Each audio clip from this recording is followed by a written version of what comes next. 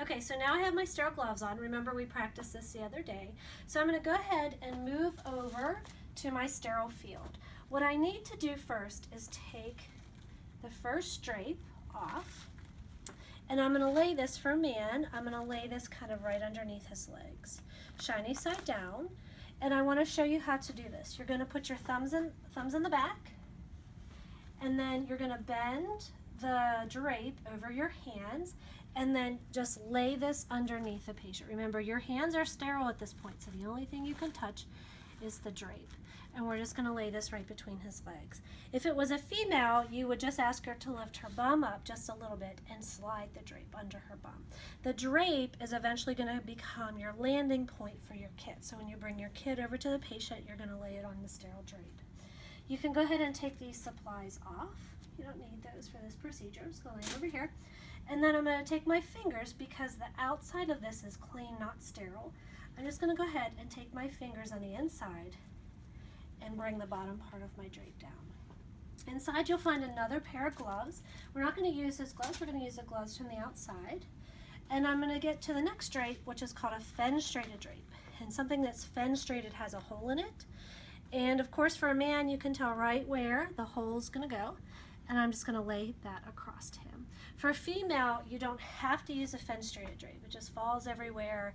So typically, we only use a fenestrated drape for a man. Okay. Now, very important, when you get to this point, you're going to go ahead and separate your kit.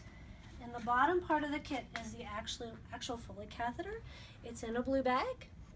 And the top part of the kit is the rest of your supplies. Okay.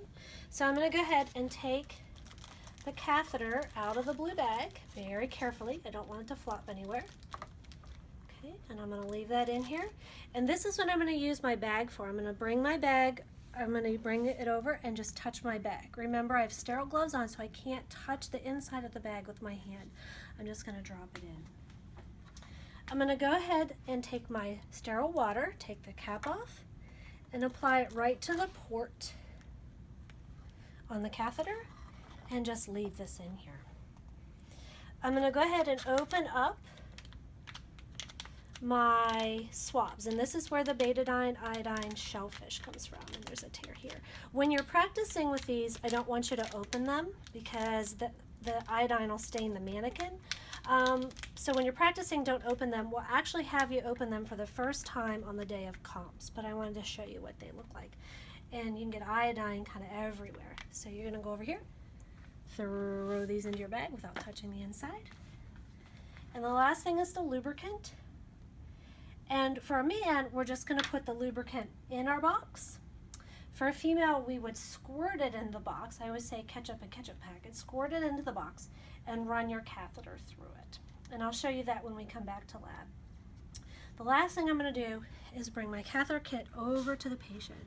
So my betadine swabs are there. My balloon is ready to be blown up with my water, and my lubricant is in the box. Okay, and we'll pick up with this the next time you're in lab.